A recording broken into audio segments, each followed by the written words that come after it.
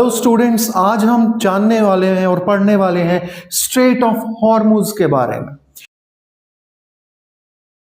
अगर सबसे पहले हम इसकी लोकेशन की बात करें तो स्ट्रेट ऑफ हॉर्मुज जो लोकेटेड है एशिया में लोकेटेड है। और एशिया में कहां पे? मिडिल ईस्ट में लोकेटेड है। जैसे कि आप जानते हैं कि स्ट्रेट एक ज्योग्राफिकल टर्म है जिसके मतलब है जो दो लार्ज वाटर बॉडीज को कनेक्ट करता है। और जो स्ट्रेट ऑफ हॉर्मुज है वो कनेक्ट करता है पर्शियन गल्फ को जो वेस्ट में है और गल्फ ऑफ ओमान और अरेबियन सी को जो ईस्ट में पड़ते हैं।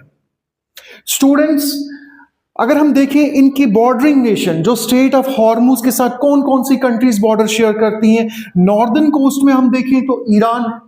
अगर साउथ में चले जाएं तो वहां पे आपको ओमान और यूनाइटेड अरब एमिरेट्स दिखेंगे। एट द सेम टाइम अगर हम देखें इनके डायमेंशंस स्ट्रेट ऑफ हॉर्मुज के, तो इसके डायमेंशंस, इसकी जो लेंथ है वो 167 किलोमीटर्स है।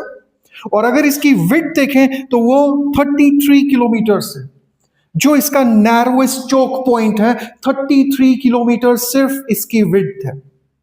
लेकिन सबसे इंपॉर्टेंट बात है इसकी सिग्निफिकेंस। अगर हम इसकी सिग्निफिकेंस को डिस्कस करें तो इसकी बहुत इंपॉर्टेंट वैल्यू है ग्लोबली। अगर हम देखें इस स्ट्रेट ऑफ हॉर्मुज की, वो कैसे है? क्योंकि अगर हम देखें वर्ल्ड का 20% पेट्रोलियम जो है इस स्ट्रेट से गुजरता है, मतलब कि 20 मिलियन बैरल्स पर डे।